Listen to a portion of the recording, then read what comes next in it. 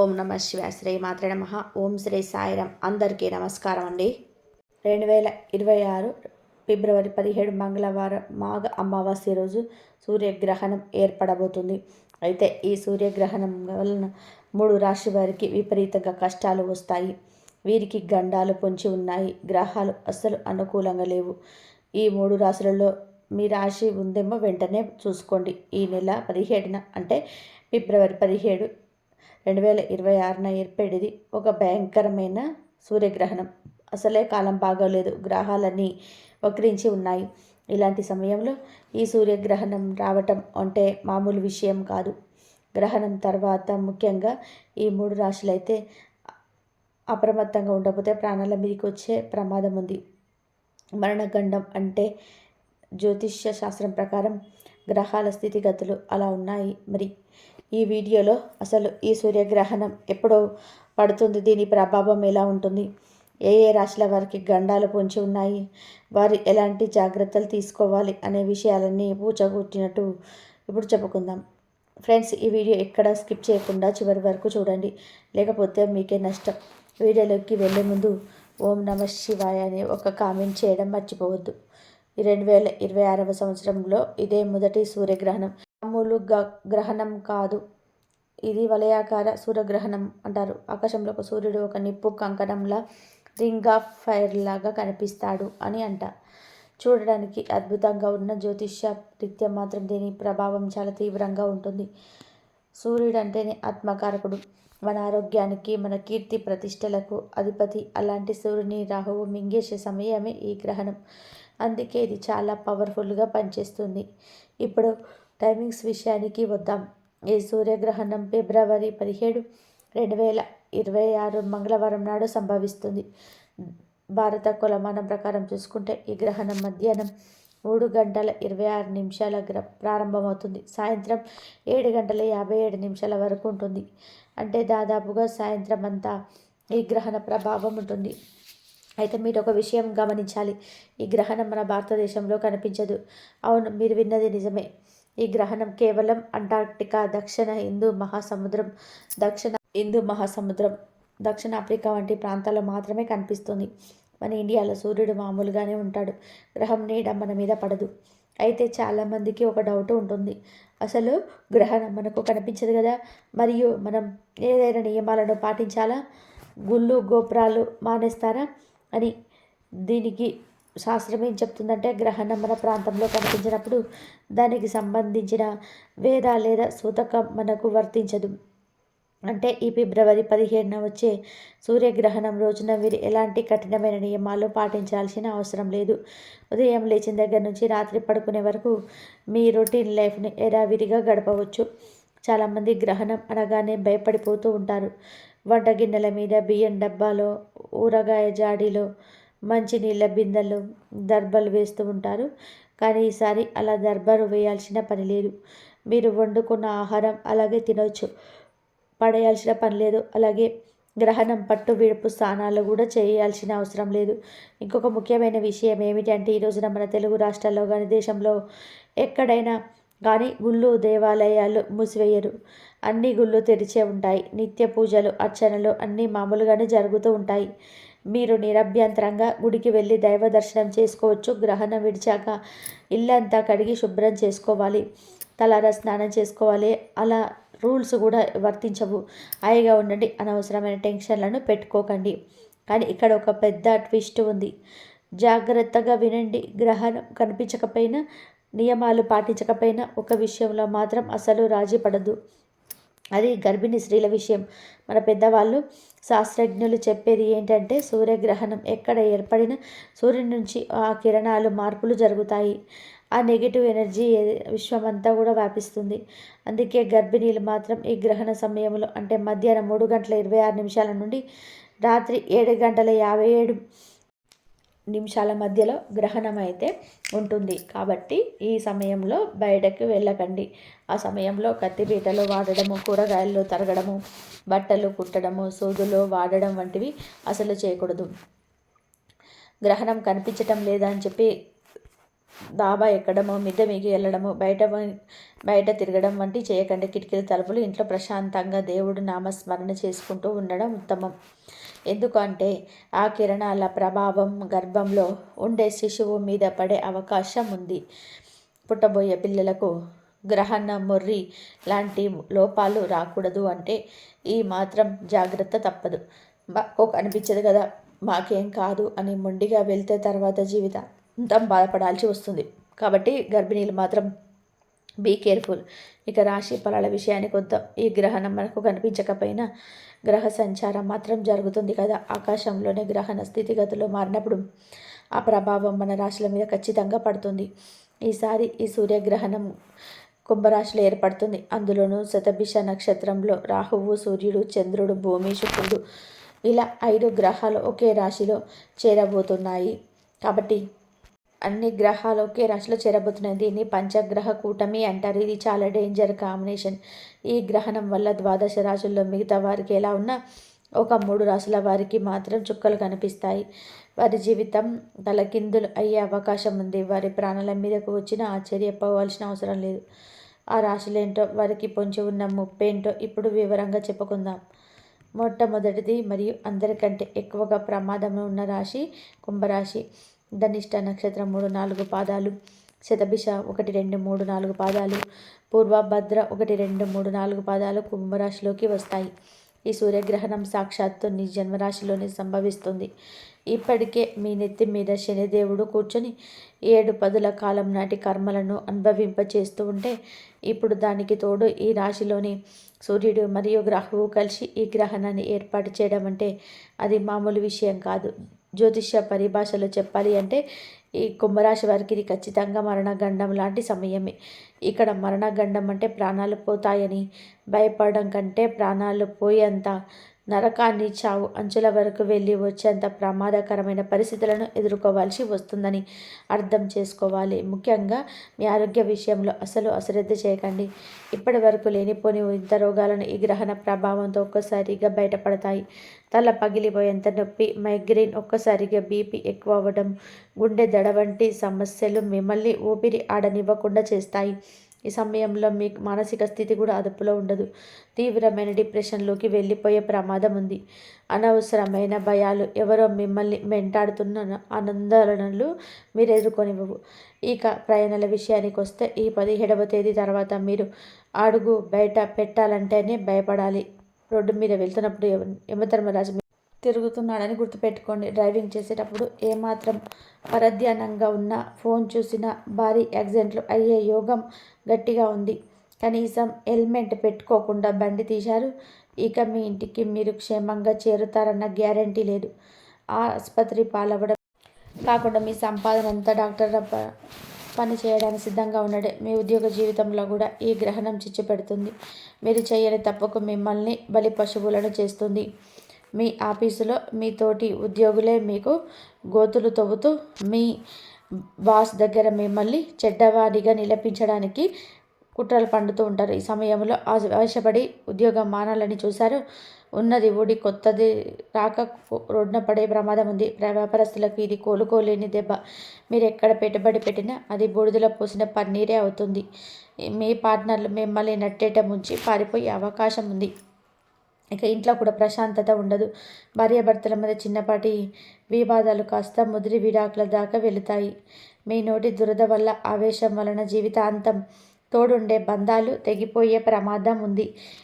కుంభరాశి వారి గండం నుండి బయటపడాలి అంటే గ్రహణం మరుసటి రోజు ఆలస్యం చేయకుండా వెంటనే ఏదైనా పురాతన శివాలయానికి వెళ్ళి రుద్రాభిషేకం చేయించుకోండి. లేదంటే మాత్రం మీ జీవితం అతలాకుతలం కావడం ఖాయం. ఇక ఈ గ్రహణం వలన డేంజర్ జోన్లోకి వెళ్ళబోతున్న 2వ రాశి వృశ్చిక రాశి. విశాఖ నక్షత్రం 4వ పాదం, అనురాధం 1, 2, 3, 4 పాదాలు, జ్యేష్ఠ 1, 2, 3 పాదాలు వృశ్చిక రాశి జాతకులకు చెందుతాయి.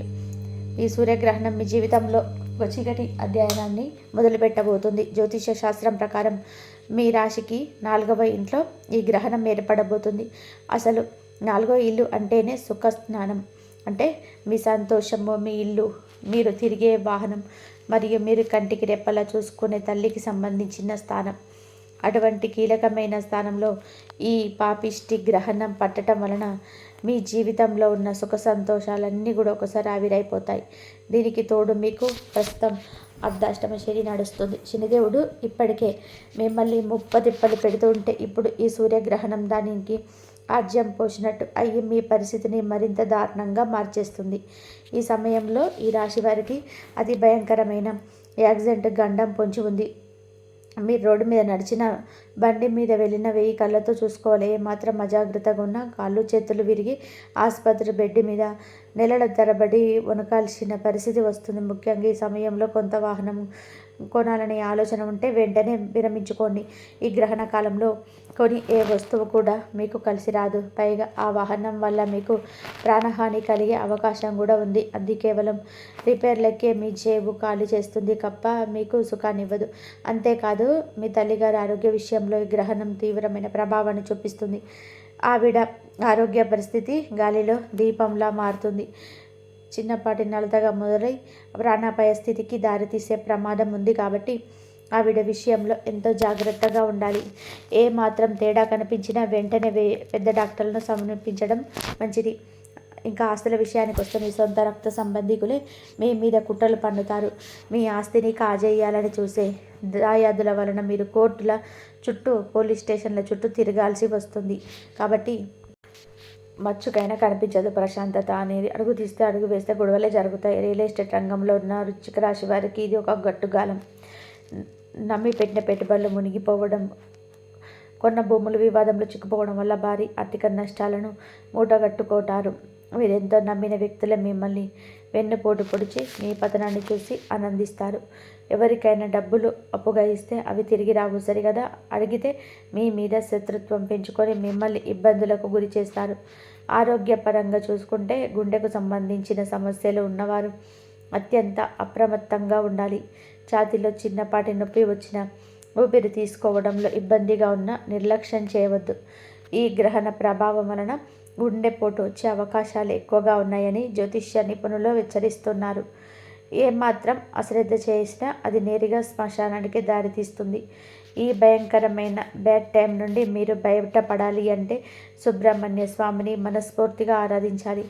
కుజగ్రహానికి శాంతి పూజలు చేయించుకోవడం వలన కొంత మేర ఉపశమనం లభిస్తుంది. లేకపోతే ఈ గ్రహణం మిమ్మల్ని మానసికంగా పిచ్చెక్కించి మీ జీవితాన్ని అతలాకుతలం చేయడం ఖాయం.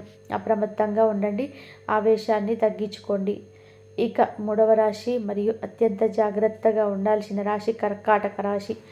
పునర్వసు నక్షత్రం 4వ పాదము, పుష్యమి 1, 2, 3, 4 పాదాలు, ఆశ్లేష 1, 2, 3, 4 పాదాలు కర్కాటక రాశిలోకి వస్తాయి.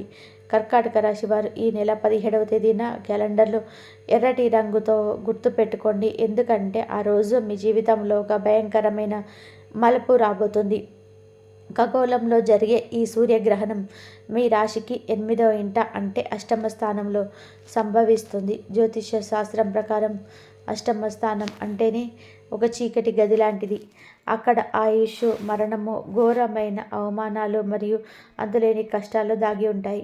మీ అష్టమ స్థానంలోని రవి మరియు రాహువు కలిసి ఉండడం వలన అష్టమ దోషాలతో పాటు గ్రహ దోషం కూడా తోడై మిమ్మల్ని పట్టి పీడించడానికి సిద్ధంగా ఉంది. కర్కాటక రాశి వారికి ఇది నిజంగానే ఒక అగ్ని పరీక్ష లాంటి సమయం. సాధారణంగా మరణగండం అంటే కేవలం భౌతికంగా ప్రాణాలు పోవడమే అని అనుకుంటారు. కానీ ప్రతికూలంగానే పరుగు పోవడం, సమాజంలో తలదించుకునేవలసిన పరిస్థితి రావడం కూడా చావటంతో సమానమే. ఈ గ్రహణ ప్రభావం వలన మీకు అటువంటి ఘోరమైన అవమానాలు జరిగే అవకాశం ఉంది. కాబట్టి మీరు చేయని తప్పుకు అందరూ మిమ్మల్ని వేలెత్తి చూపిస్తారు. మీ మీద లేనిపోని నిందలు వేస్తారు. మీరు ఎంత నిజాయితీగా ఉన్నా ఈ సమయంలో మీ మాటలు ఎవరూ నమ్మరు సరికదా. మిమ్మల్ని ఒక నేరస్తుడిలాగా చూసే ప్రమాదం ఉంది. ఏ పని మొదలుపెట్టినా అందులో ఆటంకాలే ఎదురవుతూ ఉంటాయి. అడుగడుగున ఫెయిల్యూర్స్ మిమ్మల్ని పలకరిస్తూ ఉంటాయి. ఇక ఆరోగ్య విషయానికి వస్తే కర్కాటక రాశి వారు ఈ సమయంలో అత్యంత జాగ్రత్తగా ఉండాలి. ఇప్పటి వరకు అదుపులో ఉన్నాయి అనుకున్న దీర్ఘకాలిక వ్యాధులు ఒక్కసారిగా తిరగబెట్టి మిమ్మల్ని ఆసుపత్రి పాలు చేస్తాయి. ముఖ్యంగా కడుపుకు సంబంధించిన సమస్యలు, ఫుడ్ పాయిజనింగ్ వంటి మిమ్మల్ని ఇబ్బంది పెడుతుంటాయి. కొన్ని ప్రాంతాల్లో అవసరంగా సర్జరీలు చేయాల్సి సూచనలు కూడా బలంగా కనిపిస్తూ ఉన్నాయి. కేవలం అనారోగ్యమే కాదు, మీకు ప్రమాద గండం కూడా పొంచి ఉంది. అగ్ని ప్రమాదాలు, కరెంట్ షాక్లు తగిలే అవకాశం ఉంది. కాబట్టి ఇంట్లో ఉన్న ఎలక్ట్రానిక్ వస్తువులతో లేదా వంటగదిలో మంటతో పనిచేసేటప్పుడు జాగ్రత్తగా ఉండండి. మాత్రం అజాగ్రత్తగా ఉన్నా అది ప్రాణాపాయానికి దారితీస్తుంది. ఆర్థికంగా కూడా ఈ గ్రహణం మిమ్మల్ని కోలుకోలేని దెబ్బతీస్తుంది. చేతిలో చిల్లి గవ్వ మిగలదు. అనవసరమైన ఖర్చులు కుండలా పేరుకపోతే అప్పులు మాత్రం మీ ఇంటి ముందు నిలబడి గొడవ చేసే పరిస్థితి రావచ్చు. ఆ అవమానం భరించలేక మీరు తీవ్రమైన మానసిక వేదనకు గురి అవుతూ ఉంటారు. విదేశాల్లో ఉన్న కర్కాట రాశి వారికి ఇది మరింత గడ్డు కాలం. వీసా సమస్యలు తగ్గడం, ఉద్యోగం ఊడిపోయే భయం వెంటాడడం వల్ల రాత్రులు సరిగ్గా నిద్రపోరు. విద్యార్థులు చదువు మీద ఏకాగ్రత కోల్పోతారు. ఎన్ని గంటలు చదివినా పురకెక్కదు. పరీక్షల పేలే ప్రమాదం కూడా ఉంది. ఇక ప్రేమ వ్యవహారాల్లో ఉన్నవారికి గ్రహణం ఒక శాపంలా మారబోతుంది. మీ ప్రాణం కన్నా మిన్నగా ప్రేమించిన వారు మిమ్మల్ని అపార్థం చేసుకొని చిన్న చిన్న కారణాలతో బ్రేకప్ చెప్పి వెళ్ళిపోతుంటారు. ఆ విరహ వేదన మిమ్మల్ని పిచ్చెక్కించేలా చేస్తుంది. మీ పార్ట్నర్ మిమ్మల్ని వదిలేసి వేరే వాళ్ళతో వెళ్ళిపోయే సూచనలు కూడా ఉన్నాయి. ఈ భయంకరమైన గ్రహణ దోషం నుండి మీరు బయటపడాలి అంటే దుర్గాదేవిని అత్యంత భక్తితో పూజించాలి. రాహువు కేతువులకు శాంతి పూజలు చేయించుకోవడం తప్పనిసరి. లేకపోతే గ్రహణ ప్రభావం కేవలం ఆ ఒక్క రోజుతో పోదు. రాబోయే 6 నెలల పాటు మిమ్మల్ని నీడలా వెంటాడుతూనే ఉంటుంది. ఈ జీవితాన్ని అతలాకుతలం చేయడానికి గ్రహణం ఒక నిప్పుకణంలా మారుతుంది. జాగ్రత్త పడకపోతే బలి కాక తప్పదు. చివరిగా నొక్కి చెప్పేది ఒకటే. కుంభం, వృశ్చికం మరియు కర్కాటక రాశుల వారు ఈ ఫిబ్రవరి 17వ తేదీన మీ జీవితంలో ఒక గండకాలంగా గుర్తించి అత్యంత ప్రమత్తంగా ఉండే. బహుశా మీ చుట్టుపక్కల వాళ్ళు మీ గ్రహణాలు కనిపించదు కదా, నియమాలు ఏమీ లేవి కదా అని చాలా తేలికగా మాట్లాడవచ్చు. గుళ్ళు కూడా తెరిచే ఉంటాయి కదా అని మీరు అశ్రద్ధ చేయవచ్చు. కానీ గుర్తుపెట్టుకోండి, గ్రహణం కంటికి కనిపించకపోయినా విశ్వంలో గ్రహాల మధ్య జరిగే ఆ కిరణాల యుద్ధం మీ జాతక చక్రం మీద గట్టి ప్రభావం చూపిస్తుంది. సూర్యుడు, చంద్రుడు, రాహువుల కలయిక మీ రాశి చక్రంలో ఏదో ఒక మూల అలజడి సృష్టిస్తూనే ఉంటుంది. ఇది శాస్త్రం చెప్పిన నిగూఢ సత్యం. దీన్ని కాదనడం ఎవరి తలం కాదు. నిర్లక్ష్యం చేస్తే జరిగే నష్టం మీ ఒక్కరికే కాదు, మీ మీద ఆధారపడిన మీ కుటుంబం మొత్తానికి అది తీరని లోటు అవుతుంది. మిగతా రాశుల వారికి ఫలితాలు మిశ్రమంగా ఉన్నప్పటికీ ఈ 3 రాశుల వారు మాత్రం మరణ గండం లాంటి పరిస్థితులను ఎదుర్కోవాల్సి వస్తుంది. అందుకే ఆ రోజు ఎటువంటి సాహస కృత్యాలకు పూనుకోకండి. కొత్త వ్యాపార ఒప్పందాలు చేసుకోవడం, వాహనాలపై వేగంగా వెళ్ళడము, ఎవరితోనైనా సరే వాదనలకు దిగడం వంటివి చేస్తే మీరే ఇబ్బందుల్లో పడతారు. ఈ గడ్డు కాలంలో మీకు శ్రీరామ రక్ష కేవలం దైవభక్తి మాత్రమే. మీ మనసులో ప్రశాంతంగా ఉంచుకొని శ్రీ ఇష్టదైవ నామస్మరణ చేస్తూ ఉండండి. అనవసరమైనవి తీసుకొని ప్రాణుల మీదకి తెచ్చుకోకండి. మీ ఫిబ్రవరి 17 మీకు శాపంగా మారబోతుంటే మీరు జాగ్రత్తగా ఉండడమే ఏకైక మార్గం. మీ రాశిలో గ్రహగతులు అనుకూలంగా లేనప్పుడు మీరు ఎంతటి మొండి ధైర్యం ప్రదర్శించినా ఫలితం శూన్యం. రాసి పెట్టుకోండి, అప్రమత్తంగా ఉండేవారే భయంకరమైన గండం నుంచి గట్టెక్కుతారు. నిర్లక్ష్యం చేస్తే మాత్రం తర్వాత పశ్చాత్తాపడిన ప్రయోజనం ఉండదు. ఈ వీడియో కనుక మీకు నచ్చినట్లయితే ప్లీజ్ లైక్ చేయండి, షేర్ చేయండి, సబ్స్క్రైబ్ చేయండి. మరొక మంచి వీడియోతో మళ్ళీ కలుద్దాం. ఇంతవరకు చూసినందుకు ధన్యవాదాలు. ప్లీజ్ లైక్ చేయండి, షేర్ చేయండి, సబ్స్క్రైబ్ చేయండి. జై శ్రీరామ్ అని చెప్పి కామెంట్ చేయండి. ఆ శివయ్య